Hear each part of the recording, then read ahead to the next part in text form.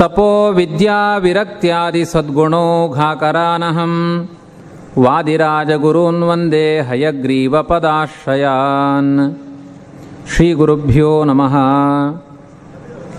ಪರಮಪೂಜ್ಯ ಶ್ರೀಪಾದಂಗಳವರ ಅಡಿದಾಬರೆಗಳಲ್ಲಿ ಸಾಷ್ಟಾಂಗ ಪ್ರಣಾಮಗಳನ್ನು ಸಲ್ಲಿಸಿ, ಪರಮ ಪವಿತ್ರವಾದ ಹರಿವಾಸರದ ಹರಿದಿನದ ಈ ಪ್ರಸಂಗದಲ್ಲಿ ಇಂದು ಪ್ರಾತಃ ಕಾಲ ದೇವಾನುದೇವತೆಗಳು ಸೇರಿಕೊಂಡು ವಾದಿರಾಜಗುರು ಸಾರ್ವಭೌಮರ ಅವತಾರವನ್ನು ನಿರೀಕ್ಷೆ ಮಾಡ್ತಾ ಇರುವ ಕಾಲದಲ್ಲಿ ಹೂವಿನ ಕೆರೆ ಎನ್ನುವ ಕುಂಬಾಸಿಯ ಬಳಿ ಇರುವ ಗ್ರಾಮದಲ್ಲಿ ರಾಮಾಚಾರ್ಯ ಸರಸ್ವತಿ ಎನ್ನುವ ದಂಪತಿಗಳ ಗರ್ಭವನ್ನು ನೆಪ ಮಾಡಿಕೊಂಡು ಅವತಾರ ಮಾಡಿದ ಮಹಾಕಾರುಣಿಕ ಸರ್ವಜ್ಞ ಶಿಖಾಮಣಿಗಳಾದ ವಾದಿರಾಜರ ಜಯಂತಿಯ ಮಹೋತ್ಸವದಲ್ಲಿ ನಾವೆಲ್ಲ ಇಲ್ಲಿ ಭಾಗವಹಿಸಿದ್ದೇವೆ. ವಾದಿರಾಜರು ಅವತಾರ ಮಾಡುವ ಕಾಲದಲ್ಲಿ ಅವರ ತಾಯಿ, ಒಂದು ರೀತಿಯಲ್ಲಿ ಎಷ್ಟೋ ಕಥೆಗಳ ಸಾಮ್ಯ ಆಚಾರ್ಯರ ಅವತಾರಕ್ಕೂ ವಾದಿರಾಜರ ಒಂದು ಅವತಾರಕ್ಕೂ ತುಂಬ ಸಾಮ್ಯಗಳಿದ್ದಾವೆ. ವಿಶೇಷವಾಗಿ ಭೂವರಾಹನ ಹಯಗ್ರೀವ ದೇವರ ಸೇವೆಯನ್ನು ನಿರಂತರ ಮಾಡಿದರು. ರಾಮಾಚಾರ್ಯರನ್ನು ದೇವಭಟ್ಟ ಅನ್ನುವ ಶಬ್ದದಲ್ಲೆಲ್ಲರೂ ಕರೆದಿದ್ದಾರೆ. ಸರಸ್ವತಿ ಎನ್ನುವ ರಾಮಾಚಾರ್ಯರ ಪತ್ನಿಯನ್ನು ಗೌರಮ್ಮ, ಗೌರಿ ದೇವಿ ಅಂತಲೂ ಕರೆದಿದ್ದಾರೆ. ಆಡು ನಾಮಗಳು ಎಲ್ಲರೂ ಕೂಡ ರೂಢಿಯಲ್ಲಿ ಬಂದಿರುವ ನಾಮ ದೇವಭಟ್ಟ, ಗೌರಿ ಅಂತ ಆ ದಂಪತಿಗಳು. ಸಂತಾನದ ಕೊರತೆ, ವಿಶೇಷವಾದ ತಪಸ್ಸುಗಳನ್ನು ಮಾಡ್ತಾ ಇದ್ದಾರೆ. ಅವತ್ತಿನ ಕಾಲದಲ್ಲಿ ಸೋದೆ ಮಠದ ಪರಂಪರೆಯ ಧೀರ ಯತಿಪುರುಷರು ವಾಗೀಶ ತೀರ್ಥರು. ಆ ವಾಗೀಶ ತೀರ್ಥರ ಒಂದು ಆರಾಧನೆಗಳಲ್ಲಿಯೂ ಕೂಡ ವಿಶೇಷವಾದ ಭಕ್ತಿ ಶ್ರದ್ಧೆಗಳನ್ನು ಹೊಂದಿ ಕುಂಭಾಸಿ, ಮೊದಲು ಇವತ್ತು ವಾದಿರಾಜ ಮಠಕ್ಕೆ ಮೂಲ ಕ್ಷೇತ್ರ ಸೋದೆ ಅಂತ ಹೇಳ್ತೇವೆ, ಅದು ವಾದಿರಾಜರ ಕಾಲದ ನಂತರ ರಾಯರು ಬಂದ ಮೇಲೆ ಮಂತ್ರಾಲಯ ಪ್ರಖ್ಯಾತಿಗೆ ಬಂದ ಹಾಗೆ ವಾದಿರಾಜರ ಕಾಲದಿಂದ ಸೋದೆಗೆ ಪ್ರಖ್ಯಾತಿ. ಅದಕ್ಕಿಂತ ಮೊದಲು ಬಹುತೇಕ 5-6 ಯತಿಗಳ ಪರಂಪರೆ ಸೋದೆಗೆ ಮೂಲಮಠ ಮಾಡಿಕೊಂಡದ್ದು ಕುಂಭಾಸಿ ಕ್ಷೇತ್ರವನ್ನು. ತುಂಬ ಹತ್ತಿರದಲ್ಲಿರುವ ಕುಂಭಾಸಿಯೇ ಇವತ್ತಿನ ಸೋದೆ ಮಠದ ಮೂಲ ಕ್ಷೇತ್ರ. ಕುಂಭಾಸಿ ಮಠ ಅಂತಲೇ ಹೆಸರು. ಅಲ್ಲಿ ವಾಗೀಶ ತೀರ್ಥರು ಬರ್ತಾ ಇದ್ರು. ಹೂವಿನ ಕೆರೆಗೂ ಕುಂಭಾಸಿಗೂ ಒಂದು 3 ಕಿಲೋಮೀಟರ್ ಅಂತರದಲ್ಲಿರುವಂತಹ ಕ್ಷೇತ್ರ. ಅಲ್ಲಿಯ ಭಗವಂತನನ್ನು ವಿಶೇಷವಾಗಿ ವಾಗೀಶ ತೀರ್ಥರ ಮೂಲಕ ಸೋದೆ ಮಠದ ವರಾಹನನ್ನು, ಹಯಗ್ರೀವನನ್ನು ಸ್ತೋತ್ರ ಮಾಡಿಕೊಳ್ತಾ ಇದ್ರು, ಸೇವೆ ಮಾಡ್ತಾ ಇದ್ರು. ಆರಂಭದಲ್ಲಿ ಅವರಿಗೆ ಆ ಅನುಗ್ರಹದಿಂದಲೇ ಒಂದು ಹೆಣ್ಣು ಮಗುವಿನ ಜನ್ಮ ಆಯಿತು. ಸಮಾಧಾನ ಆಗಲಿಲ್ಲ ಗೌರಮ್ಮನಿಗೆ. ದುಃಖ ಪಡ್ತಾಳೆ, ಅಯ್ಯೋ ಪುತ್ರ ಸಂತಾನ ಬೇಕು, ಕುಲೋದ್ದೀಪಕ ಬೇಕು ಅಂತ. ಆ ಪ್ರಸಂಗದಲ್ಲಿ ರಾಮಾಚಾರ್ಯರು ಅರ್ಥಾತ್ ದೇವಭಟ್ರು ಸಮಾಧಾನ ಮಾಡ್ತಾರೆ.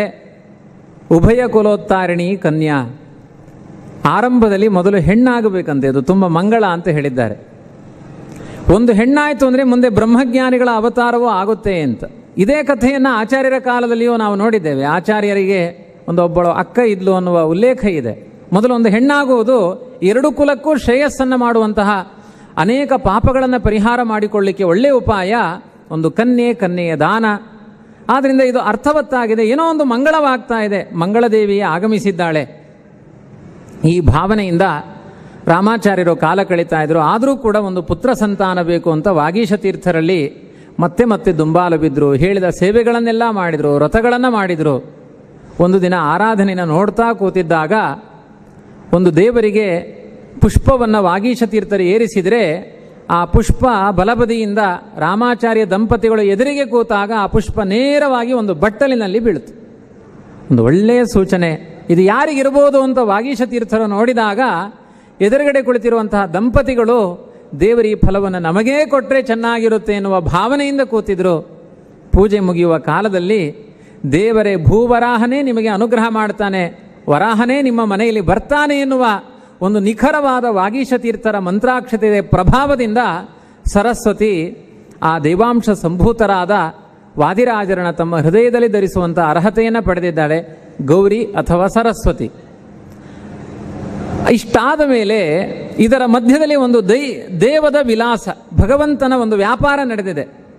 ವಾಗೀಶ ತೀರ್ಥರು ಪ್ರಸಾದವನ್ನೇನೋ ಕೊಟ್ಟರು. ರಾತ್ರಿ ಸ್ವಪ್ನದಲ್ಲಿ ಭಗವಂತ ಬಂದು ಹೇಳ್ತಾನೆ, ಆ ಗರ್ಭದಲ್ಲಿ ಬರುವಂತಹ ವ್ಯಕ್ತಿ ಸಾಮಾನ್ಯವಾದ ಶಿಶುವಲ್ಲ, ನೀನು ನಿರ್ಬಂಧ ಮಾಡಿಕೋ, ಗಂಡು ಮಗುವೇ ಆಗುತ್ತೆ ಖಂಡಿತ, ಅದರಲ್ಲೇನೂ ವಂಚನೆ ಇಲ್ಲ. ಆದರೆ ಗಂಡು ಮಗು ಮನೆಯಿಂದ ಹೊರಗೆ ಆಯಿತು ಅಂದರೆ ಅದು ಮಠಕ್ಕೆ ಸೇರಬೇಕು, ಮನೆಯ ಒಳಗಾಯಿತು ಅಂದರೆ ಅದು ಅವರ ಮನೆಗೆ ಸೇರಬೇಕು ಅಂತ ಈ ಥರದ ಒಂದು ಸಮಾಜಕ್ಕೆ ಹಂಚಿಕೊಳ್ಳುವ ಮಗು ಆದರೆ ಹೊರಗಡೆ ಅದು ಸಮಾಜಕ್ಕೆ ಬರಬೇಕು, ಅದು ಒಳಗಡೆ ಅಂತ ಆದಾಗ ಅದು ಮನೆಗೆ ಸೇರಬೇಕು ಅಂತ ಇಷ್ಟು ನಿರ್ಬಂಧ ಮಾಡಿಕೊಂಡು ಫಲವನ್ನು ಕೊಡುವಂಥ ಸ್ವಪ್ನದಲ್ಲಿ ಹಯಗ್ರೀವ ದೇವರೇ ಸೂಚನೆ ಮಾಡಿದ ಪ್ರಭಾವದಿಂದಾಗಿ ಅದೇ ಥರದ ಸ್ವಪ್ನ ಸೂಚನೆಗಳು ದಂಪತಿಗಳಿಗೂ ಆಗಿ ವಾಗೀಶ ತೀರ್ಥರಲ್ಲಿ ಹೋಗಿ ನಿಂತಾಗ ವಾಗೀಶ ತೀರ್ಥರು ಈ ನಿರ್ಬಂಧವನ್ನು ಹೇಳ್ತಾರೆ, ನಿನಗೆ ಪುತ್ರ ಸಂತಾನ ಆಗುತ್ತೆ, ಹೊರಗೆ ಹುಟ್ಟಿದರೆ ನಮಗೆ. ಹಿಂದಿನ ಕಾಲದಲ್ಲೆಲ್ಲ ಮಕ್ಕಳು ಮನೆಯಲ್ಲೇ ಹುಟ್ಟುತ್ತಾ ಇದ್ರು. ಇವತ್ತಿನ ಕಾಲದಲ್ಲಿ ಎಲ್ಲ ಮಕ್ಕಳು ಆಸ್ಪತ್ರೆಯಲ್ಲೇ ಹುಟ್ಟುತ್ತಾರೆ, ಆಸ್ಪತ್ರೆಯಲ್ಲೇ ಹೋಗ್ತಾರೆ. ಅದು ವಿಷ ತಿಂದೇ ಹುಟ್ಟುವ ನಂಜುಂಡರೇ ಎಲ್ಲರೂ ವಿಷ ತಿಂದೇ ಹುಟ್ಟುವುದು. ಅದಕ್ಕೆ ಮೊದಲು ಮಗುವಿಗೆ ಹಾಲು ಪ್ರಾಶನ ಇಲ್ಲ, ಮಧು ಪ್ರಾಶನ ಇಲ್ಲ. ಇಂಥ ಅವ್ಯವಸ್ಥೆಯ ಬರ್ಭರ ಯುಗದಲ್ಲಿ ಇದ್ದೇವೆ ನಾವು. ಆಸ್ಪತ್ರೆ ಅನ್ನೋದು ಒಂದು ರೀತಿಯಲ್ಲಿ ಮೈಲಿಗೆ ಅಂತ ಕರೆದಿದ್ದಾರೆ. ಪ್ರಸವ ಆಗುವ ಜಾಗ ಹೇಗಿರಬೇಕು ಅಂತ ಧರ್ಮಶಾಸ್ತ್ರಗಳೆಲ್ಲ ತುಂಬ ನಿರ್ಣಯ ಮಾಡಿದೆ. ಅದನ್ನೆಲ್ಲ ಇವತ್ತು ಯೋಚನೆ ಮಾಡಲಿಕ್ಕೆ ಸಾಧ್ಯ ಇಲ್ಲ. ಕೊನೆಗೆ ಹುಟ್ಟುತ್ತಾರಲ್ಲ ಅಂತ ಸಂತೋಷ ಪಡಬೇಕಷ್ಟೇ. ಹುಟ್ಟಿದವರು ಸರಿಯಾಗಿರಲಿ ಅಂತ ಪ್ರಾರ್ಥನೆ ಮಾಡಬೇಕು. ವಾದಿರಾಜರು ಹುಟ್ಟುವ ಕಾಲ ಇವತ್ತಿನ ಶಾರ್ವರಿ ಸಂವತ್ಸರ 1480 ಇಸವಿಯ ಶಾರ್ವರಿ ಸಂವತ್ಸರದಲ್ಲಿ ಮೃಗಶಿರ ನಕ್ಷತ್ರದಲ್ಲಿ ಬುಧವಾರ ತಿಥಿಯಲ್ಲಿ ಒಳ್ಳೆಯ ಪರ್ವಕಾಲದಲ್ಲಿ ಪ್ರಾತಃ ಕಾಲದಲ್ಲಿ ರಾಮಾಚಾರ್ಯರು ಊಟಕ್ಕೆ ಕೂತಿದ್ದಾರೆ. ಗೌರಿದೇವಿ ತುಂಬು ಗರ್ಭಿಣಿ, ಪ್ರಸವ ಸನ್ನಿಹಿತವಾಗಿದೆ ಅಂತ ನಂತರ ಗಂಡನ ಆದ ಮೇಲೆ ಊಟ ಮಾಡಬೇಕು ಅಂತ ಜಗುಲಿಯಲ್ಲಿ ಕೂತಿದ್ದಾಳೆ. ಕೆಲವರೆಲ್ಲ ಪ್ರವಚನ ಮಾಡಬೇಕಾದ್ರೆ ಅವಳು ಮಡಿಯಲ್ಲಿ ಗಂಡನಿಗೆ ಬಡಿಸ್ತಾ ಇದ್ಲು. ಆವಾಗ ಒಂದು ಹಸು ಬಂತು, ಓಡಿಕೊಂಡು ಹೋದ್ಲು, ಅಲ್ಲಿ ಪ್ರಸವ ಆಯಿತು ಅಂತೆಲ್ಲ ಕತೆ ಹೇಳ್ತಾರೆ. ಇದೊಂದು ಥರ ಶೋಷಣೆ ಅಂತ ಅನಿಸುತ್ತೆ. 9 ತಿಂಗಳು ತುಂಬಿದ ಪ್ರಸವ ಸನ್ನಿಹಿತವಾದ ಹೆಣ್ಣಿಗೆ ನೀನು ಮಡಿಯಲ್ಲಿ ಸ್ನಾನ ಮಾಡಿ ಗಂಡನಿಗೆ ಬಡಿಸು ಅನ್ನುವ ಕಥೆ ಅವರ ಚರಿತ್ರೆಯಲ್ಲಿಲ್ಲ. ಕೆಲವರು ತಲೆಯಲ್ಲಿ ಅದನ್ನು ಊಹೆ ಮಾಡಿಕೊಂಡು ಹೇಳ್ತಾರೆ. ಚರಿತ್ರೆಯಲ್ಲಿರೋದು ಅವಳಿಗೆ ವಿಶ್ರಾಂತಿಯ ಸ್ಥಿತಿಯನ್ನು ನೀಡಿದ್ರು. ಹೊರಗಡೆ ಕೂತಿದ್ಲು, ಅವಳಿಗೆ ಒಂದು ಕಪಿಲ ಗೋವು ಕಾಣಿಸ್ತು. ಸ್ವಯಂ ಸ್ಫೂರ್ತಿ ಅದು. ಕಪಿಲ ಗೋವು ಕಾಣಿಸ್ತು, ಹೋದ್ಲು, ಅದನ್ನು ಓಡಿಸಿ ಬರೋಣ. ಅಂಥ ವೇದನೆ ಏನಿಲ್ಲ. ನಮ್ಮ ಮಕ್ಕಳು ನಮ್ಮ ಗರ್ಭದಲ್ಲಿ ಹುಟ್ಟಬೇಕಾದ್ರೆ ವೇದನೆ ಕೊಡದೆ ಹುಟ್ಟಲ್ಲ, ಹೊಟ್ಟೆ ಸೀಳಿಕೊಂಡೇ ಹುಟ್ಟುದು. ಇವಾಗ ಹಾಗೆ ಸುಖಪ್ರಸವ ಅನ್ನೋದು ಇಲ್ಲ, ಸೀಳಿಕೊಂಡೇ ಬರೋದು ಹೊಟ್ಟೆಯನ್ನು. ಅದು ಚೇಳುಗಳ ಲಕ್ಷಣ, ಅದು ಹೊಟ್ಟೆ ಸೀಳಿಕೊಂಡು ಹೊರಗೆ ಬರೋದು ಅಂತ. ಆದರೆ ಅವು ಯಾವ ವೇದನೆ ಇಲ್ಲ ಅನ್ನುವ ಭಾವನೆಯಿಂದ ಹೋದರೆ, ಒಂದು ಪಲ್ಲಕ್ಕಿ ಬಂದಿದೆ, ಬಂಗಾರದ ತಟ್ಟೆ ಬಂದಿದೆ, ಎಲ್ಲ ವ್ಯವಸ್ಥಿತವಾಗಿ ಬಂದಿದೆ, ದೇವಾನುದೇವತೆಗಳೇ ಬಂದಿದ್ದಾರೆ. ಭೂಸ್ಪರ್ಶ ಆಗದೇ ಇರುವ ಹಾಗೆ ಪ್ರಸವ ಆಗುವಂತೆ ದೇವತೆಗಳು ಬಂದು ಆ ಕಾರ್ಯಕ್ರಮವನ್ನು ನಿರ್ವಹಣೆ ಮಾಡಿದ್ದಾರೆ. ಕಪಿಲ ಗೋವು ಅದೃಶ್ಯ ಆಯಿತು, ಎಲ್ಲ ಮೇನೆ ಪಲ್ಲಕ್ಕಿಗಳ ಅದೃಶ್ಯ ಆಯಿತು. ತೊಡೆ ಮೇಲೆ ಮಗು ಇದೆ, ತಾಯಿಗೆ ವೇದನೆ ಇಲ್ಲ, ಮಗುವನ್ನೇ ಎತ್ತುಕೊಂಡು ಬರ್ತಾಳೆ. ಹಿಂದಿನ ಕಾಲದ ಗೋಸೇವೆ ಮಾಡಿದವರಿಗೆಲ್ಲ ಹೀಗೆ ಸುಖಪ್ರಸವ ಅದು. ಯಾರು ಗೋಸೇವೆಯಲ್ಲಿ ಎಷ್ಟೋ ಕಥೆಗಳನ್ನು ಕೇಳಿದ್ದೇನೆ. ನಾನು ಹುಬ್ಬಳ್ಳಿಲಿ ಒಮ್ಮೆ ಪ್ರವಚನಕ್ಕೆ ಹೋದಾಗ ಒಬ್ರು ಹೇಳಿದರು, ಆಚಾರ್ಯ ನಾನು ಹುಟ್ಟಿದ್ದು ಹೇಗೆ ಗೊತ್ತಾ ಅಂತ. ಅವರೇ ಬಂದು ಹೇಳಿದರು, ಶ್ರೀನಿವಾಸಾಚಾರ್ಯ ಕಟ್ಟಿ ಅಂತ. ಅವ್ರು ಹೇಳಿದರು, ಹೇಗೆ? ನಮ್ಮಮ್ಮ ಕೊಟ್ಟಿಗೆಯಲ್ಲಿ ಹಾಲು ಕರಿತಾ ಇದ್ಲು, ಆಮೇಲೆ ಹಾಲು ಮತ್ತು ಮಗು ಎರಡನ್ನೂ ಹಿಡ್ಕೊಂಡು ಒಳಗಡೆ ಬಂದ್ಲು ಅಂತ. ಹಾಲು ಕರಿಬೇಕಾದ್ರೆ ನಾರ್ಮಲ್ ಡೆಲಿವರಿ, ಹೀಗೂ ಉಂಟೆ ಅಂತ ಒಂದು ಹಾಕಬೇಕು ಅಷ್ಟೇ. ಅಂದರೆ ಆ ಗೋಸೇವೆಗಳನ್ನು ಮಾಡುವುದರಿಂದ ಸುಖಪ್ರಸವ ಆಗುತ್ತೆ.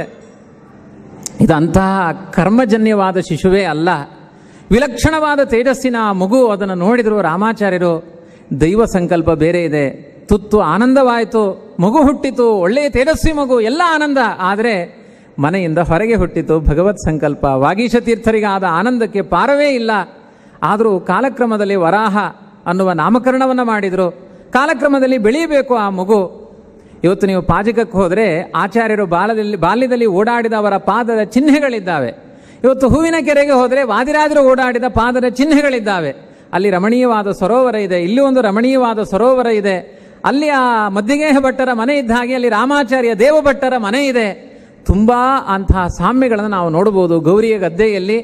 ಇವತ್ತಿಗೂ ಆ ಗೌರಿಯ ಗದ್ದೆಯಲ್ಲಿ ಆ ವಾದಿರಾಜರು ಅವತಾರ ಮಾಡಿದ ಪುಣ್ಯಭೂಮಿ ಅಂತ ವಾದಿರಾಜರ ಆರಾಧನೆಯ ದಿವಸ ಗೌರಿ ಗದ್ದೆಯಲ್ಲಿ ಬೆಳೆದ ಅಕ್ಕಿಯನ್ನು ಅಲ್ಲಿಗೆ ಸಮರ್ಪಣೆ ಮಾಡುವ ಪದ್ಧತಿ ಇದೆ, ಇವತ್ತಿಗೂ ಕೂಡ ನಡೀತಾ ಇದೆ.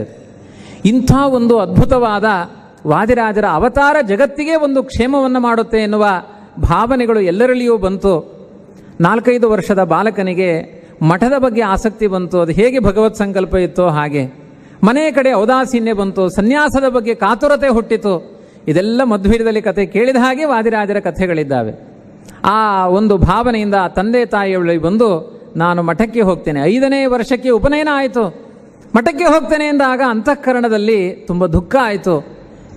ಅಲ್ಲಿ ಹೇಗೆ ಮಧ್ವಾಚಾರ್ಯರ ಸನ್ಯಾಸಕ್ಕೆ ತಂದೆ ತಾಯಿಗಳು ಅನುಮತಿ ಕೊಡದೇ ಇದ್ದಾಗ ಇನ್ನೊಂದು ಮಗು ಹುಟ್ಟಿದ ಮೇಲೆ ಹೋಗ್ತೀನಿ ಎಂದರು. ಇಲ್ಲೂ ಅದೇ ಥರದೇ ಪ್ರಕರಣ. ಹೇಗೆ ಮಧ್ವಾಚಾರ್ಯರಿಗೆ ವಿಷ್ಣು ತೀರ್ಥರೋ ಹಾಗೆ ವಾದಿರಾಜರಿಗೆ ಇನ್ನೊಬ್ಬ ತಮ್ಮ ಸುರೋತ್ತಮ ತೀರ್ಥರು, ಅವರ ಹೆಸರನ್ನು ನಾರಾಯಣ ಭಟ್ಟ ಅಂತ ಉಲ್ಲೇಖ ಮಾಡಿದ್ದಾರೆ. ಬಹುತೇಕ ರುಕ್ಮಿಣೀಶ ವಿಜಯಕ್ಕೆ ನಾರಾಯಣ ಭಟ್ಟರ ಅಂತ ಒಂದು ವ್ಯಾಖ್ಯಾನ ಇದೆ. ಎಷ್ಟೋ ಜನ ಅದು ನಾರಾಯಣಾಚಾರ್ಯರು ಅಂತ ವ್ಯಾಖ್ಯಾನ ಮಾಡಿದ್ದಾರೆ. ಅವರು ನಾರಾಯಣಾಚಾರ್ಯರು ಅಂದರೆ ಸುರೋತ್ತಮ ತೀರ್ಥರೇ ನಾರಾಯಣ ಭಟ್ಟರು, ನಾರಾಯಣ ಆಚಾರ್ಯರು ನಾರಾಯಣ ಭಟ್ಟರು ಅವರೇ. ವಾದಿರಾಜರ ತಮ್ಮನ ವ್ಯಾಖ್ಯಾನ ಅದು, ರುಕ್ಮಿಣೀಶ ವಿಜಯದ ವ್ಯಾಖ್ಯಾನ ಅದು. ಮತ್ತೆ ಸಮಗ್ರ ಯುಕ್ತಿ ಮಲ್ಲಿಕಾಕ್ಕೆ ವ್ಯಾಖ್ಯಾನ ಮಾಡಿದ್ದಾರೆ. ಕಾಲಾಂತರದಲ್ಲಿ ವಿಷ್ಣು ತೀರ್ಥರು ಹೇಗೆ ಸನ್ಯಾಸಿಗಳಾಗ್ತಾರೋ ಈ ನಾರಾಯಣ ಭಟ್ಟರು ಕೂಡ ಸುರೋತ್ತಮ ತೀರ್ಥರಾಗಿ ಭಂಡಾರಕೇರಿ ಮಠದ ಪರಂಪರೆಯಲ್ಲಿ ಯತಿಗಳಾಗಿ ಹೋಗ್ತಾರೆ. ಒಟ್ಟು ಸಮಾಜದ ತ್ಯಾಗಕ್ಕೋಸ್ಕರ 2 ಮಕ್ಕಳನ್ನು ತ್ಯಾಗ ಮಾಡಿದ ಒಂದು ದೊಡ್ಡ ವ್ಯಕ್ತಿತ್ವ ಆ ದೇವಭಟ್ಟ ಮತ್ತು ಗೌರಿ ಎನ್ನುವ ಅವರ ಜೀವನದ್ದು. ಅದಕ್ಕೆ ಸಾಂಕೇತಿಕವಾಗಿ ಅವರ ಮನೆ ಮಠ ಎಲ್ಲ ದೇವರಿಗೆ ಸಮರ್ಪಣೆ ಮಾಡಿಕೊಂಡ್ರು. ಇವತ್ತು ಅವರು ವಾಸ ಮಾಡಿದ ಮನೆಯು ಸೋದೆ ಮಠದ ಅಧೀನದಲ್ಲೇ ಇದೆ. ಅದು ಅಂಥ ಒಂದು ದೊಡ್ಡ ಸಮರ್ಪಣೆ, ಭಗವಂತನಿಗಾಗಿ ತಮ್ಮ ಬದುಕನ್ನೇ ಸಮರ್ಪಣೆ ಮಾಡಿಕೊಂಡ ದಂಪತಿಗಳು. ಇಂಥ ಒಂದು ಅದ್ಭುತವಾದ ವ್ಯಕ್ತಿತ್ವವುಳ್ಳಂತಹ ವರಾಹ ಸನ್ಯಾಸವನ್ನು ವಾಗೀಶ ತೀರ್ಥರಿಂದ ವಿಶೇಷವಾಗಿ ತಾನು ಸ್ವೀಕಾರ ಮಾಡಿಕೊಂಡ. ಆ ಸನ್ಯಾಸದ ಸ್ವಲ್ಪ ಸಮಯದಲ್ಲೇ, ಸನ್ಯಾಸವನ್ನು ಪಡೆದ ಸ್ವಲ್ಪ ಸಮಯದಲ್ಲೇ ದೇವಬುದ್ಧಿ ಅದು. ಈ ಜನ್ಮದಲ್ಲಿ ಅಧ್ಯಯನದಿಂದ ಒದಗುವಂತಹ ವಿದ್ಯೆಯಲ್ಲ, ಅಂತಹ ವಿಲಕ್ಷಣವಾದ ವಿದ್ಯೆ.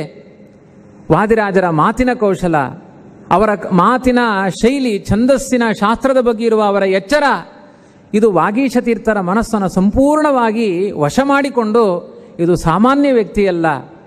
ನಮ್ಮ ಆಚಾರ್ಯರ ಸಿದ್ಧಾಂತವನ್ನು ಸ್ಥಾಪನೆ ಮಾಡಲಿಕ್ಕೆ ಭಗವಂತನೇ ದೇವಲೋಕದಿಂದ ಕಳಿಸಿಕೊಟ್ಟ ಅಪ್ರತಿಮವಾದ ದೇವ ಶಕ್ತಿಯುಳ್ಳಂತಹ ಒಂದು ವ್ಯಕ್ತಿತ್ವದ ಸನ್ಯಾಸಿಗಳು ಈ ಪೀಠಕ್ಕೆ ಬಂದಿದ್ದಾರೆ ಅಂತ ವಾಗೀಶ ತೀರ್ಥರು ಹೆಮ್ಮೆಯನ್ನು ಪಟ್ಟರು. ಇದರ ಮಧ್ಯದಲ್ಲಿ ಆ ತಾಯಿ ಅವಾಗವಾಗ ದುಃಖ. ವಾದಿರಾಜರಿಗೆ ಸನ್ಯಾಸ ಆಗಿ 9ನೇ ವಯಸ್ಸಿನಲ್ಲಿ ಆಸೇತು ಹಿಮಾಚಲ ಸಂಚಾರ ಮಾಡಲಿಕ್ಕೆ ಹೊರಟ್ರಂತೆ. ತಾಯಿ ಅವಾಗವಾಗ ಬಂದು ವಾದಿರಾಜರನ್ನ ಹತ್ತಿರ ಕುಂಭಾಸಿ ಕ್ಷೇತ್ರ ನೋಡ್ತಾ ಇದ್ರೆ ಇವರು ತೀರ್ಥಯಾತ್ರೆಗೆ ಹೊರಟ್ರೆ ಯಾವಾಗ ಬರ್ತಾರೆ, ಇವತ್ತಿನ ಥರ ವಾಹನದ ವ್ಯವಸ್ಥೆ ಇಲ್ಲ, ನಡೆದು ಹೋಗುವ ವ್ಯವಸ್ಥೆಗಳು. ತಾಯಿ ದುಃಖಪಟ್ಟಾಗ ತಾಯಿಗೋಸ್ಕರ ಒಂದು ಪ್ರತಿಮೆಯನ್ನು ರಚನೆ ಮಾಡಿಕೊಡ್ತಾರೆ. ಈ ಪ್ರತಿಮೆಯನ್ನು ಮನೆಯಲ್ಲಿ ಇಟ್ಟುಕೋ, ಇದನ್ನು ನೋಡ್ತಾ ಇರೋ, ನನ್ನನ್ನು ನೋಡಿದಾಗ ನಿನಗೆ ಎಲ್ಲ ದುಃಖ ಹೇಗೆ ಪರಿಹಾರವಾಗುತ್ತೋ ಹಾಗೆ ಎಲ್ಲ ದುಃಖ ಪರಿಹಾರವಾಗುತ್ತೆ ಅಂತ ತಾಯಿಗೆ ವಾದಿರಾಜರು ಸ್ವತಃ ಒಂದು ಪ್ರತಿಮೆಯನ್ನು, ತಮ್ಮಂತೆ ಇರುವ ಒಂದು ಪ್ರತೀಕವನ್ನು ರಚನೆ ಮಾಡಿಕೊಟ್ಟಿದ್ದಾರೆ. ಅದೇ ಪ್ರತೀಕ ಎಲ್ಲರಿಗೂ ಇಷ್ಟಾರ್ಥಪ್ರದವಾಗಿ ಸೋದೆ ಮಠದಲ್ಲಿ ಆರಾಧ್ಯಮಾನವಾಗಿದೆ. ವಿಶೇಷವಾಗಿರುವಂತಹ ಲಕ್ಷಣಗಳಿಂದ ಕೂಡಿರುವಂತಹ ವಾದಿರಾಜರ ಒಂದು ಪ್ರತಿಮೆ ಇದು ತಾಯಿಗೋಸ್ಕರ. ಅಂದರೆ ಎಂತಹ ದೊಡ್ಡ ಸನ್ಯಾಸಿ, ಯೋಗ್ಯತೆ ಅರ್ಹತೆಗಳನ್ನು ಪಡೆದಿದ್ರೂ ಕೂಡ ಮಾತಾ ಗುರುತರ ಭೂಮೇಹೆ ಅಂತ ಮಹಾಭಾರತ ಹೇಳುತ್ತೆ. ಭೂಮಿಗಿಂತ ಮಹತ್ವವನ್ನು ತುಂಬಬೇಕಾದ ಪದಾರ್ಥ ನಮ್ಮನ್ನು ಹಡೆದ ತಾಯಿ. ಯಾವತ್ತು ತಾಯಿ ಅಂತಃಕರಣವನ್ನು ದುಃಖಪಡಿಸಬಾರದು. ಅಂತಹ ತಾಯಿಯ ಕಣ್ಣೀರನ್ನು ಒರೆಸಿ ಸಮಾಜದ ಎಲ್ಲ ತಾಯಂದಿರ ಕಣ್ಣೀರನ್ನು ಒರೆಸಿದ ಕೀರ್ತಿ ಯಾರಿಗಿದೆ ಅಂದರೆ ವಾದಿರಾಜ ಗುರು ಸಾರ್ವಭೌಮರಿಗೆ ಇವತ್ತಿಗೂ ಇದೆ, ಲಕ್ಷ್ಮೀ ಶೋಭಾನದ ಮೂಲಕ. ಎಷ್ಟು ಜನ ಅದನ್ನು ಹಾಡಿ ಹೊಗಳಿ ತಮ್ಮ ಬದುಕಿನ ಕಷ್ಟ ಕಾರ್ಪಣ್ಯಗಳನ್ನು ಪರಿಹಾರ ಮಾಡಿಕೊಳ್ತಾ ಇದ್ದಾರೆ. ನಿನ್ನೆ ದಿನ ಗುರುಗಳು ಸಾಕಷ್ಟು ವಾದಿರಾಜರ ಸ್ತೋತ್ರ ಸಾಹಿತ್ಯದ ಕೊಡುಗೆಗಳ ಬಗ್ಗೆ ಮಾತನಾಡಿದ್ದಾರೆ. ವಾದಿರಾಜರ ಒಂದು ಮಹಿಮೆ ಏನು ಅಂದರೆ, ಗೀತೆಯಲ್ಲಿ ಕೃಷ್ಣ ಒಂದು ನಿಂದನೆ ಮಾಡಿದ್ದಾನೆ. ಈ ಮಣ್ಣಿಗೆ ತುಂಬ ಅರ್ಥವತ್ತಾದ ಮಾತು ಕೃಷ್ಣ ಹೇಳಿದ್ದಾನೆ. ಎಲ್ಲಿ ಹೇಳಬೇಕೋ, ಎಲ್ಲಿಗೆ ಅರ್ಥವತ್ತಾಗಿದೆ ಈ ಕೃಷ್ಣನ ಮಾತು, ಇಲ್ಲಿಗೆ ತುಂಬ ಅರ್ಥಪೂರ್ಣ. ಅದು ಸ್ವಲ್ಪ ಕಹಿ ಅನ್ನಿಸಬಹುದು, ಮಾಡ್ಕೊಳ್ಬೇಡಿ, ಕಹಿ ಮಾಡಿಕೊಳ್ಳಬೇಡಿ. ಆತ್ಮೋದ್ಧಾರದ ಗಮನದ ದೃಷ್ಟಿ ಇದ್ದಾಗ ಕಹಿ ಮಾಡಿಕೊಳ್ಳಬಾರದು. ಪ್ರೇತಾನ್ ಭೂತಗಣಾಂಶ್ಚಾನ್ಯೇ ಯಜಂತೆ ತಾಮಸಾ ಜನಾಹ ಅಂತ. ಪ್ರೇತಗಳನ್ನು ಭೂತಗಳನ್ನು ಆರಾಧನೆ ಮಾಡೋರು ತಾಮಸ ಜನರು ಅಂತ ಕೃಷ್ಣ ನಿಂದನೆ ಮಾಡಿದ್ದಾನೆ ಭಗವದ್ಗೀತೆಯಲ್ಲಿ. ಸಿಕ್ಕಾಪಟ್ಟೆಯಲ್ಲಿ ಭೂತಗಳಿಗೆ ಹೆದರುತ್ತಾರೆ. ಸರ್ವೋತ್ತಮನಾದ ಭಗವಂತನಿಗೆ ಹೆದರೋರು ಯಾರೂ ಇಲ್ಲ. ಅವನಿಗೆ ಎಲ್ಲ ಭೂತಗಳು ಹೆದರುತ್ತೆ. ಆ ಭೂತನಿಗೆ ಹೆದರೋರು ಭಗವಂತ ಮಹದ್ಭೂತ, ಅವನು ಪೃಥಗ್ಭೂತ ನೆನೆಯಕಶಃ, ಅವನು ಮಹದ್ಭೂತ, ಅವನಿಗೆ ಹೆದರೋರು ಯಾರೂ ಇಲ್ಲ. ಪ್ರೇತ ಭೂತಗಳಿಗೆ ಹೆದರಿ ಆರಾಧನೆ ಮಾಡ್ತಾರೆ, ತಮೋ ಬುದ್ಧಿಯವರವರು ಅಂತ ಕೃಷ್ಣ ನಿಂದನೆ ಮಾಡಿದ್ದಾನೆ. ವಾದಿರಾದರು ಇದರ ವಿರುದ್ಧ ಆಂದೋಲನ ಮಾಡಿದವರು. ಈ ಪುಣ್ಯ ನೆಲದಲ್ಲಿ ಸರ್ವೋತ್ತಮನಾದ ಭಗವಂತನ ಚಿಂತನೆಯಿಂದ ಎಲ್ಲ ಕಷ್ಟಗಳನ್ನು ಪರಿಹಾರ ಮಾಡಿಕೊಳ್ಳಬಹುದು. ನಮಗೆ ಕಷ್ಟಗಳು ಬರುತ್ತೆ, ಕಷ್ಟಗಳು ಬಂದಾಗ ಪರಿಹಾರ ಉಪಾಯವನ್ನು ಹೇಗೇಗೋ ಕಂಡು ಹಿಡ್ಕೊಳ್ಳಬಾರದು. ಕೆಲವರಿಗೆ ಮನಸ್ಸಿಗೆ ಚಿಂತೆ ಜಾಸ್ತಿ ಆದಾಗ ಹೆಂಡ ಕುಡಿಲಿಕ್ಕೆ ಹೋಗ್ತಾರೆ. ಚಿಂತೆಗೆ ಪರಿಹಾರ ಹೆಂಡ ಕುಡಿಯೋದಲ್ಲ, ಮತ್ತೆ ಅದು ನಮ್ಮನ್ನೇ ಕುಡಿಯುತ್ತೆ. ಅದು ಕುಡಿಲಿಕ್ಕೆ ಆರಂಭ ಮಾಡಿದರೆ ಅನೇಕ ಚಿಕಿತ್ಸೆಗಳಿದ್ದಾವೆ. ಚಿಂತೆ ಬಂದರೆ, ದುಃಖಗಳು ಬಂದರೆ, ದೈಹಿಕ ರೋಗಗಳು ಬಂದರೆ ಕೆಲವರು ಅಲೋಪತಿ ಮಾತ್ರೆಗೆ ಹೋಗೋರಿದ್ದಾರೆ, ಕೆಲವರು ಹೋಮಿಯೋಪತಿಗೆ ಹೋಗೋರಿದ್ದಾರೆ, ಕೆಲವರು ಆಯುರ್ವೇದಿಕ್ಕು ಅಂತ ಹೋಗೋರಿದ್ದಾರೆ, ಕೆಲವರು ಇದು ಯಾವುದೂ ಬೇಡ ಅಂತ ಜ್ಯೋತಿಷಿಗಳ ಹತ್ರ ಹೋಗಿ ಫಲಜ್ಯೋತಿಷ್ಯವನ್ನು ಕೇಳಿ ಅದೇನೋ ಶುಕ್ರ ಆದಿತ್ಯವೋ ಏನೇನೆಲ್ಲ ಸಂಧಿ ಶಾಂತಿಗಳನ್ನು ಮಾಡೋರಿದ್ದಾರೆ, ಜ್ಯೋತಿಷ್ಯಕ್ಕೆ ಶರಣಾಗೋರಿದ್ದಾರೆ. ಈ ರೀತಿ ಅನೇಕ ವಿಧಾನಗಳನ್ನು ಕಂಡುಕೊಳ್ಳುವ ಪ್ರಯತ್ನಗಳನ್ನು ಮಾಡ್ತಾರೆ. ವಾದಿರಾಜರು ಹೇಳ್ತಾರೆ, ಈ ಮಧ್ವಾಚಾರ್ಯರು ಈ ಮಣ್ಣಿನಲ್ಲಿ ಸ್ಥಾಪನೆ ಮಾಡಿದ್ದು ಕಷ್ಟಗಳು ಬಂದಾಗ ದೇವರ ಬಳಿ ಹೋಗಬೇಕು, ಸರ್ವೋತ್ತಮನಾದ ಭಗವಂತನ ಬಳಿ ಎಲ್ಲ ಕಷ್ಟಗಳನ್ನು ಪರಿಹಾರ ಮಾಡಿಕೊಳ್ಳಬಹುದು. ಅಚ್ಯುತಾನಂತ ಗೋವಿಂದ ಸ್ಮೃತಿ ಮಾತ್ರಾರ್ಥಿ ನಾಶನ ರೋಗಾನ್ಮೇ ನಾಶಯಾ ಶೇಷಾನ್ ಆಶು ಧನ್ವಂತರೇ ಹರೇ. ಅಚ್ಯುತ ಅನಂತ ಗೋವಿಂದ ಅನ್ನುವ ನಾಮಸ್ಮರಣೆಗಳನ್ನು ಮಾಡಿಕೊಂಡ್ರೆ ಸಾಕು, ನಾಮಗಳನ್ನು ಸ್ಮರಣೆ ಮಾಡಿದರೆ ಸಾಕು. ಕೃಷ್ಣ ಎಂದರೆ ಕಷ್ಟ ಒಂದಿಷ್ಟಿಲ್ಲ, ಕೃಷ್ಣ ಎನ್ನಬಾರದೆ. ದಾಸರು ಎಚ್ಚರಿಸಿದ್ದಾರೆ ನಮ್ಮನ್ನ. ಆದರೂ ನಮ್ಮ ತಲೆ ಹೊಟ್ಟೆ ನೋವು ಬಂದ ತಕ್ಷಣ ನಮ್ಮ ಫ್ಯಾಮಿಲಿ ಡಾಕ್ಟರ್ ಯಾರು ಅಂತ ತಲೆ ಹೋಗುತ್ತೆ ವಿನಃ ಒಂದು ಕೃಷ್ಣ ಅನ್ನುವ ಉದ್ಗಾರ ತೆಗೆಯೋಣ ಅನ್ನುವ ಎಚ್ಚರ ಇಲ್ಲ. ಹಂಪಿನಲ್ಲಿ ಝರಕ್ ಹೊಡೋದು, ಏನಾದರೂ ಒಂದು ಗಾಡಿ ಢಮ್ ಅಂತ ಬಿದ್ದರೆ ಅಯ್ಯಪ್ಪ ಅಂತೀವಿ, ಗೋವಿಂದ ಅನ್ನಲ್ಲ ಬಾಯಲ್ಲಿ. ಏನು ಬಡಿದುಕೊಂಡಿದೆಯೋ ಈ ಬಾಯಿಗೆ ಅಂತಾರೆ. ಬರಬಾರದೆ ಆ ಸಮಯದಲ್ಲಿ. ಆರ್ತಾ ವಿಷಣ್ಣಾ ಶಿಥಿಲಾಶ್ಚ ಭೀತಾ ಘೋರೇಶು ಚವ್ಯಾಧಿಷು ವರ್ತಮಾನಾ ಸಂಕೀರ್ತ್ಯ ನಾರಾಯಣ ಶಬ್ದ ಮಾತ್ರಂ ವಿಮುಕ್ತ ದುಃಖ ಸುಖಿನೋ ಭವಂತಿ. ಭಕ್ತಿಯಿಂದ ನಾರಾಯಣ ಅನ್ನಿ. 1000 ಅಪರಾಧ ಮಾಡಿದ ಅಜಾಮಿಳದ ಕಷ್ಟವನ್ನು ಪರಿಹಾರ ಮಾಡಿದ ನಾರಾಯಣ ನಿಮ್ಮ ಅಪರಾಧಗಳನ್ನು ಪರಿಹಾರ ಮಾಡದೇ ಇರ್ತಾನ? ಹರಿಯ ನಾಮಕ್ಕೆ ಕರಗದ ಪಾಪವು ಧರೆಯೊಳಿಲ್ಲೆಂಬುದು ಖರೇ. ದಾಸರು ಹೇಳ್ತಾರೆ, ನಾಮ್ನೋಸ್ತಿ ಯಾವತಿ ಶಕ್ತಿ ಪಾಪ ನಿರ್ಹರಣೆ ಹರೇಹೆ ತಾವತ್ ಕರ್ತುಂ ನ ಶಕ್ನೋತಿ ಪಾತಕಂ ಪಾತಕೀ ಜನಃ. ದೇವರ ನಾಮದಿಂದ ಪರಿಹಾರ ಆಗದೇ ಇರುವ ಉಪದ್ರವಗಳೇ ಇಲ್ಲ.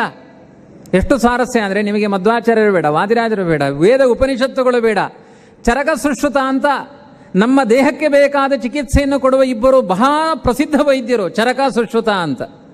ಅವರು 2 ಕ್ರಮದ ಚಿಕಿತ್ಸೆಯನ್ನು ಹೇಳ್ತಾರೆ, ಮಂತ್ರ ಚಿಕಿತ್ಸಾ, ಯುಕ್ತಿ ಚಿಕಿತ್ಸಾ ಅಂತ. ಯುಕ್ತಿ ಚಿಕಿತ್ಸಾ ಅಂದರೆ ಆಪರೇಷನ್ ಮಾಡೋದು, ನಮಗೇನೋ ಬ್ಯಾಂಡೇಜ್ ಮಾಡೋದು, ನಮ್ಮ ರಕ್ತ ಸೋರಿಕೆ ಆಗದೆ ಇರೋ ಹಾಗೆ, ಇದೆಲ್ಲ ಯುಕ್ತಿ ಚಿಕಿತ್ಸಾಗಳು. ಅವರು ಹೇಳ್ತಾರೆ, ಕೆಲವೊಂದು ಮನಸ್ಸಿಗೆ ರೋಗಗಳಿದೆ, ಭಯಗಳಿದೆ, ಆತಂಕ ಇದೆ, ಕೆಲವೊಂದು ಪರಿಹಾರವಾಗದೇ ಇರುವ ಕ್ಯಾನ್ಸರ್ ಮೊದಲಾದ ರೋಗಗಳಿದೆ. ವೈದ್ಯರು ಚಿಕಿತ್ಸೆಯನ್ನು ಕೊಟ್ಟರು ಮತ್ತೆ ಮರುಕಳಿಸುತ್ತೆ. ಇಂತಹ ಸ್ಥಿತಿ ಇದ್ದಾಗ ನೀವು ಕೊನೆಗೆ ಫೈನಲ್ ಕ್ಲೈಮ್ಯಾಕ್ಸ್ ಅಂತಾರಲ್ಲ, ಕೊನೆಗೆ ಮಾಡಬೇಕಾದದ್ದೇನು ಅಂದರೆ ವಿಷ್ಣು ಸಹಸ್ರನಾಮ. ವಿಷ್ಣು ಸಹಸ್ರನಾಮ ಪಾರಾಯಣ ಮಾಡಲಿಲ್ಲ ಅಂದರೂ ಪರಿಹಾರ ಆಗಲಿಲ್ಲ ಅಂದರೆ ಏನು ಮಾಡಬೇಕು ಅಂದರೆ ಪಾರಾಯಣ ಮಾಡ್ತಾ ಮಾಡ್ತಾ ಸತ್ತೋಗಿ ಅಂತಾರೆ ಅವರು ವೈದ್ಯರು. ಬೇರೆ ಪರಿಹಾರ ಇಲ್ಲ, ವಿಷ್ಣು ಸಹಸ್ರನಾಮಕ್ಕಿಂತ ಇನ್ನೊಂದು ಅಧಿಕವಾದ ಪರಿಹಾರ ಇಲ್ಲ ಅಂತ.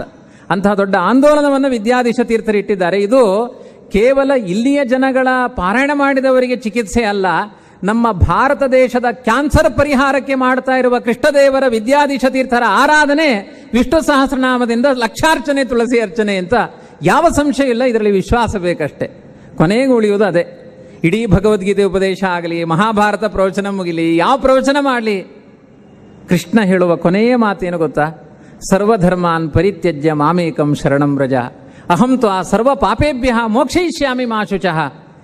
ಅದನ್ನು ಮಧ್ವಾಚಾರ್ಯ ವ್ಯಾಖ್ಯಾನ ಮಾಡ್ತಾರೆ.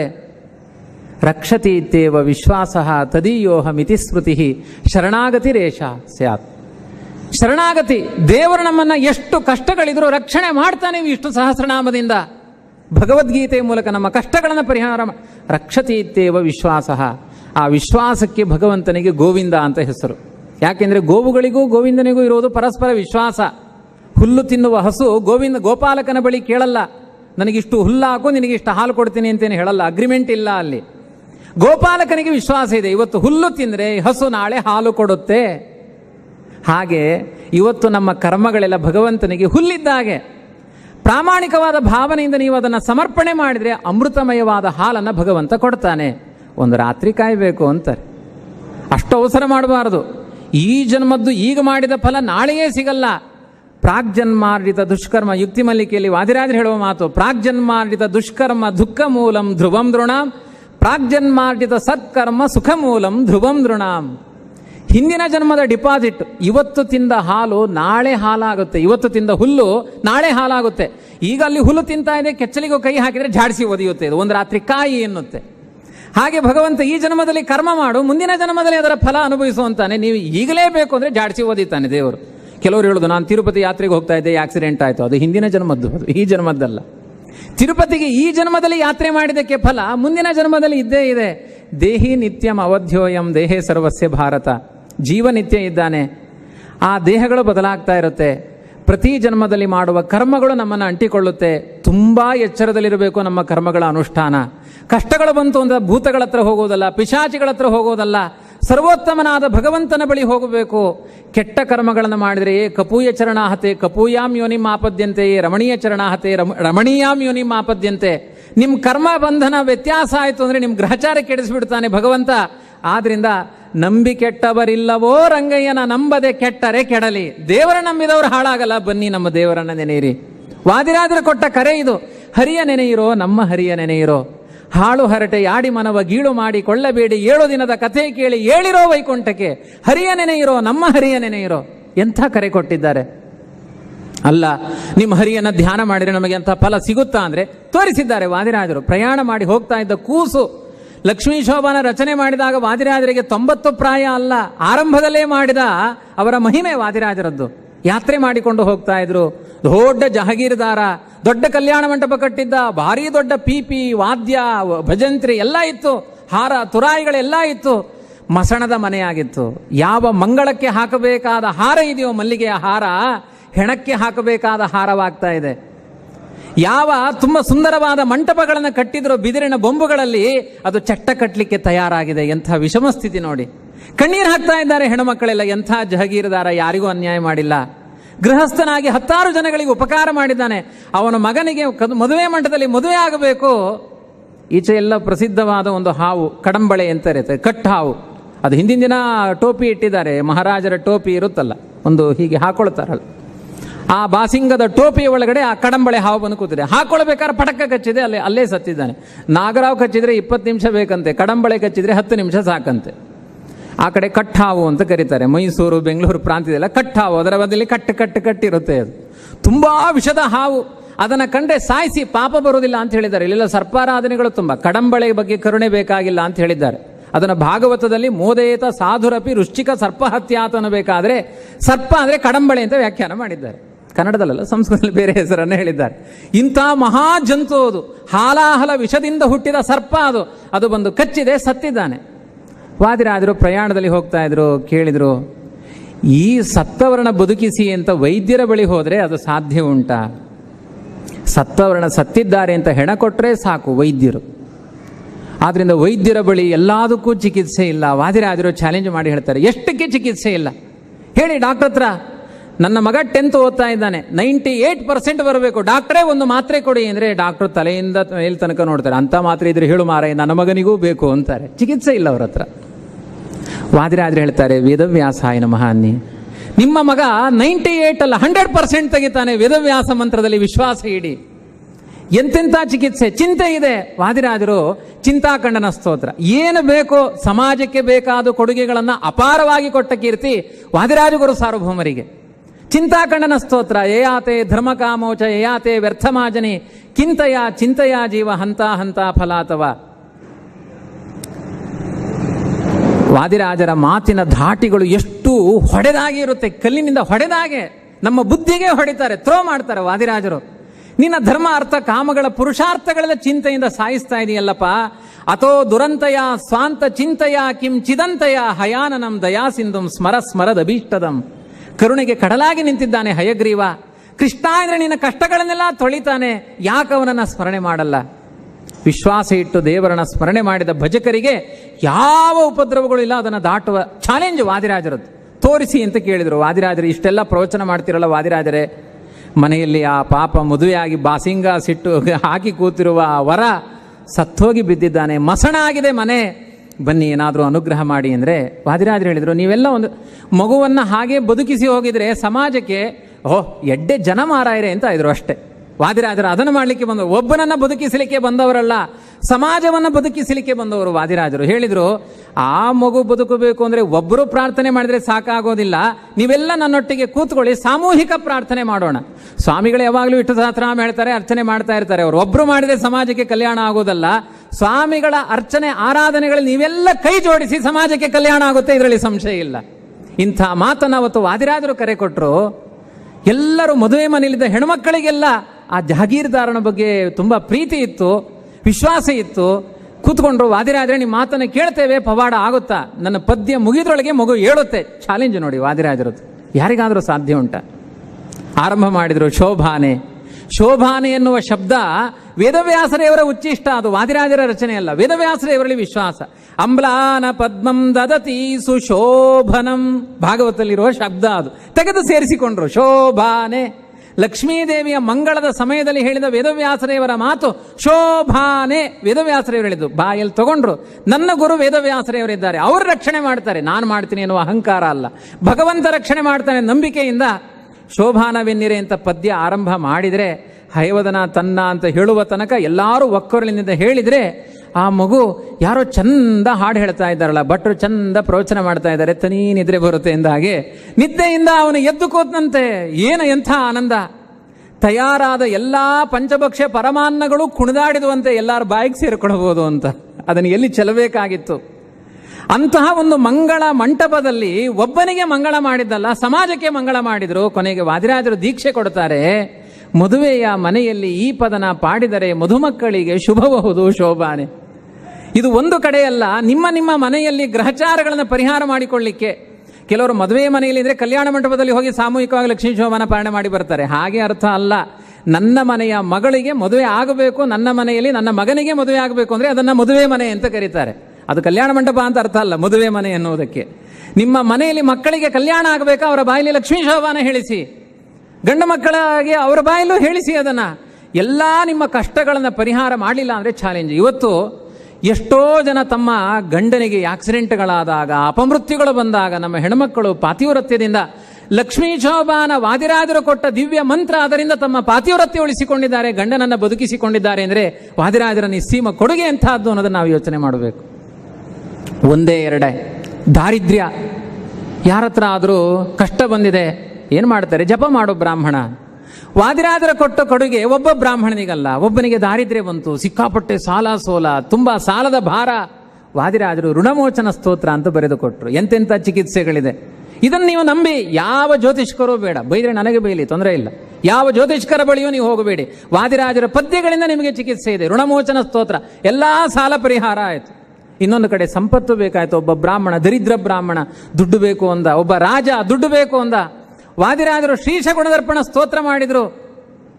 ಸಂಪತ್ತನ್ನು ತುಂಬಿ ತುಂಬಿ ಸುರಿತು, ಸುರಿಮಳೆ, ಸಂಪತ್ತಿನ ಮಳೆ ಸುರಿತು ವಾದಿರಾಜರ ಕಾಲದಲ್ಲಿ.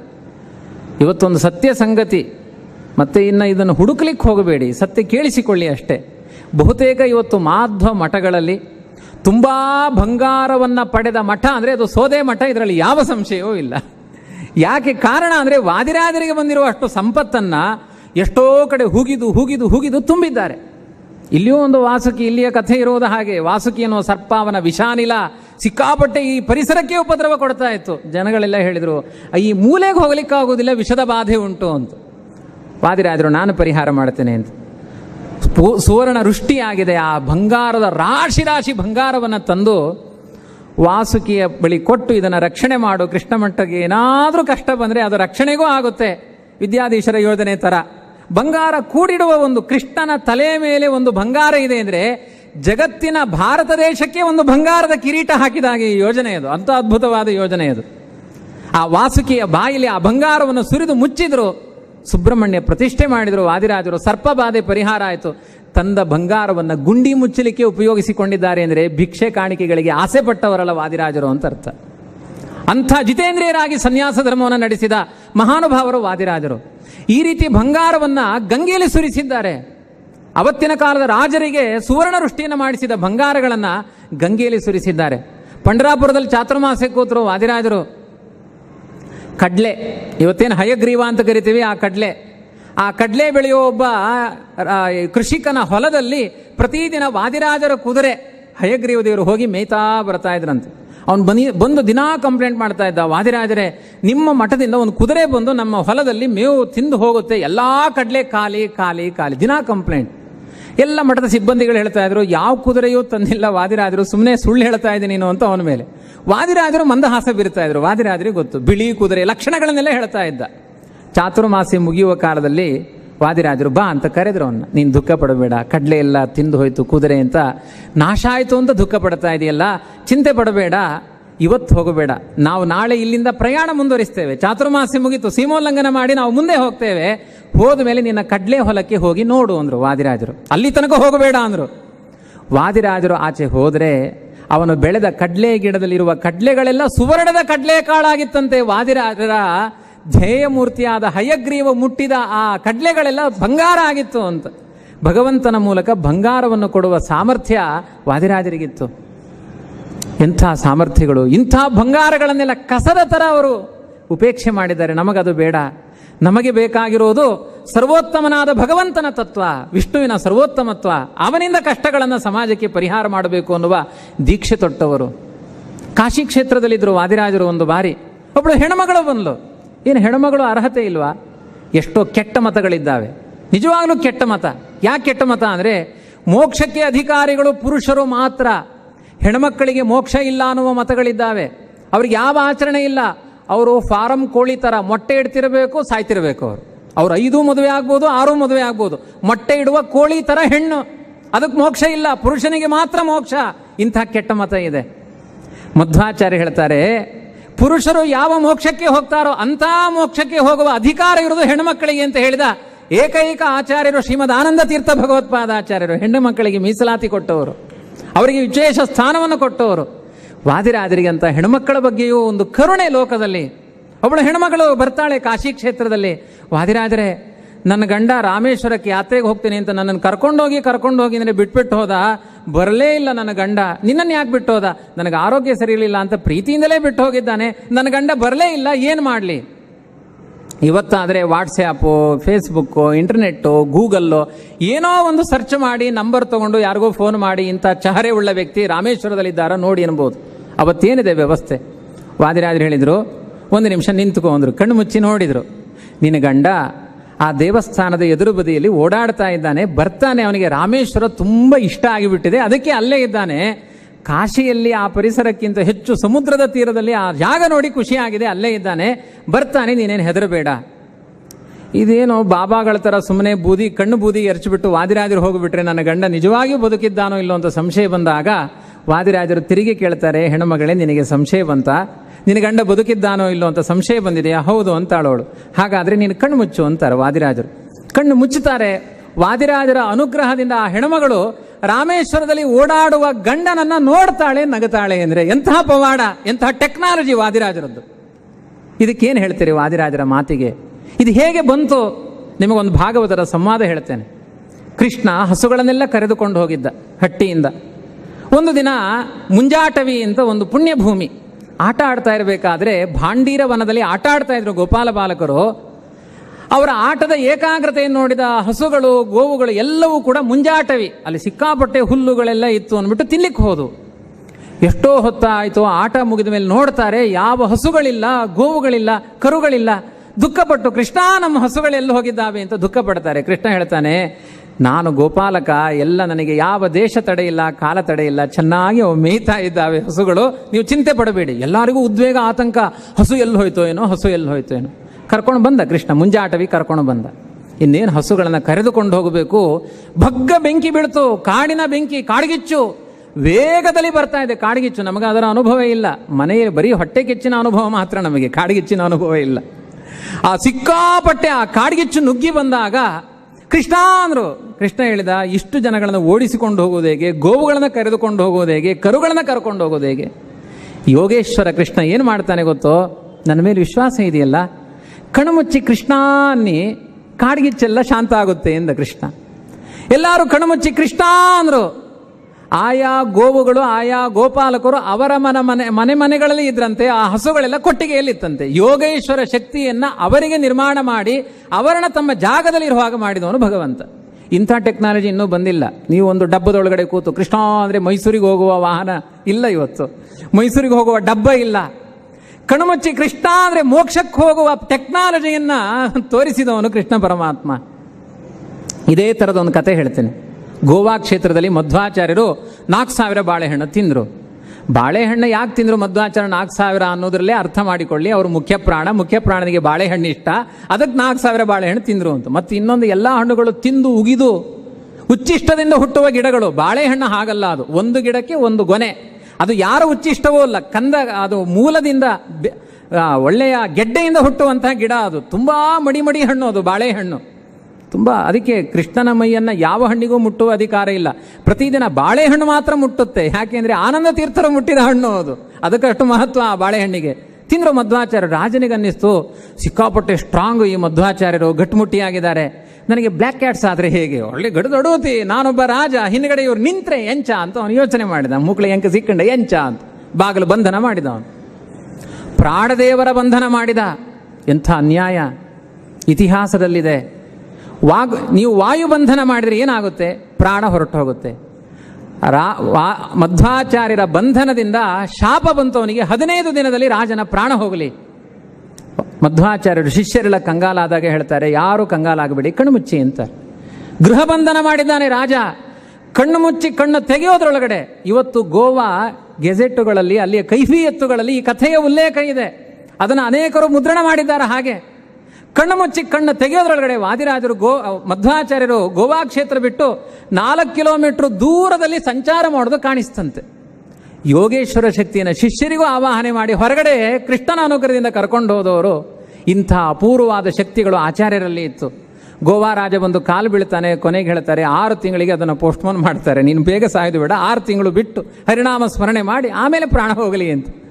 ಇಂಥ ಒಂದು ಶಕ್ತಿ ಅವರಲ್ಲಿ ಹೇಗಿದೆಯೋ ವಾದಿರಾಜರುಳು ಅಂತಹ ಯೋಗೇಶ್ವರ ಶಕ್ತಿ. ಅಲ್ಲಿ ಆ ಕೂತಲ್ಲಿಂದಲೇ ಎಲ್ಲವನ್ನೂ ನೋಡುವ, ಅಲ್ಲಿಗೆ ಹೋದ ಅನುಭವವನ್ನು ಮೂಡಿಸುವಂತಹ ಸಾಮರ್ಥ್ಯ ಶಕ್ತಿಗಳನ್ನು ಹೊಂದಿದವರು ವಾದಿರಾಜ ಗುರು ಸಾರ್ವಭೌಮರು.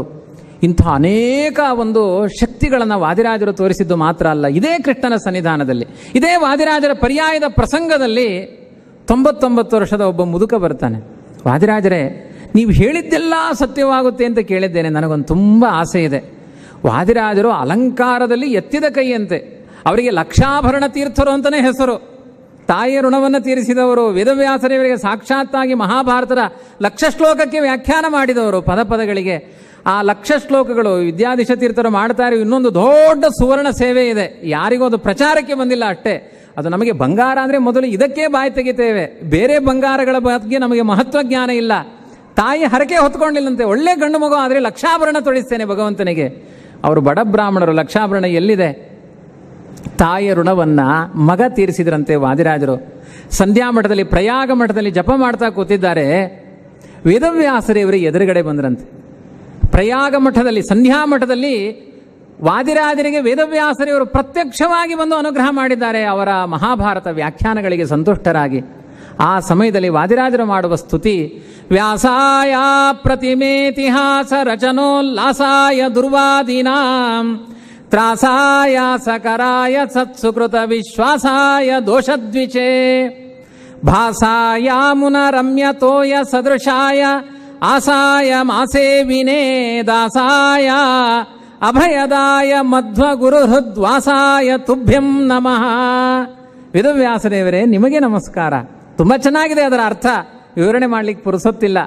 ಕೆಲವರು ಕೇಳಿದ್ರು, ಇದು ಸಂಸ್ಕೃತದ ಶಬ್ದ, ಅರ್ಥವೇ ಆಗಲಿಲ್ಲ ಅಂದರೆ ಕೂಡಲೇ ವಾದಿರಾಜರು ಸ್ಪಾಂಟೇನಿಯಸ್ ಆಗಿ ಮಧ್ವಾಂತರ್ಗತ ವೇದವ್ಯಾಸ ಕಾಯೋ ಶುದ್ಧ ಮೂರ್ತಿಯೇ ಸರ್ವೇಶ, ಅದರ ತರ್ಜಮೆ ಕನ್ನಡದಲ್ಲಿ ಪದ್ಯವನ್ನು ಮಾಡಿಕೊಟ್ರು ವಾದಿರಾಜ ಗುರು ಸಾರ್ವಭೌಮರು. ಇಂಥ ವಾದಿರಾಜರ ಪ್ರತ್ಯಕ್ಷವಾಗಿ ಅಪರೋಕ್ಷೀಕೃತ ಶ್ರೀಶರಾದ ವಾದಿರಾಜರ ಮುಂದೆ ಒಬ್ಬ ಕಣ್ಣಿಲ್ಲದ ಬ್ರಾಹ್ಮಣ ಬಂದು ಕೇಳ್ತಾನೆ, ವಾದಿರಾಜರೇ, ನೀವು ಮಾಡುವ ಅಲಂಕಾರಗಳನ್ನು ನನ್ನ ಕಣ್ಣಿನಿಂದ ನೋಡಬೇಕು ಅನ್ನೋ ಆಸೆಯಾಗಿದೆ. ನಾನು 99 ವರ್ಷದ ಮುದುಕ, ಯಾವ ಶುಗರು BP ಎಲ್ಲ ವಿಷಮ ಸ್ಥಿತಿಯಲ್ಲಿದೆ, ಆದರೂ ನನಗೊಂದು ಕಣ್ಣು ಬೇಕು ಅನ್ನೋ ಆಸೆ ಇದೆ, ಕಣ್ಣು ಕೊಡ್ತೀರಾ?